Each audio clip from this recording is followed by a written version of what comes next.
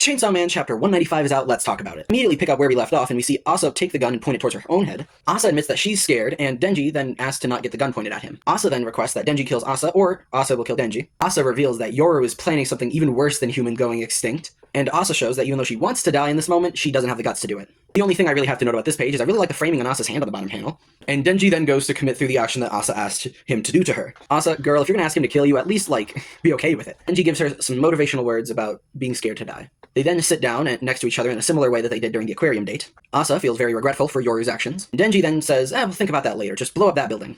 Asa points the gun at the building, and we cut away to see the school festival that Fami was a part of. We hear that most of the students are evacuated, the classrooms are kind of empty, and that there's a new transfer student. And the chapter ends with us meeting this transfer student, and because her eyes are made of multiple rings, presumably she's one of the four horsemen. While there were a lot of emotional moments in this chapter, especially between Asa and Denji, I definitely think that the big reveal at the end is the most important part. I am leaning more towards the idea that it is the Death Devil, but I've also seen people throw around the idea that this is the next incarnation of Control, and confirms that Nayuta's actually dead. Also, no break next week.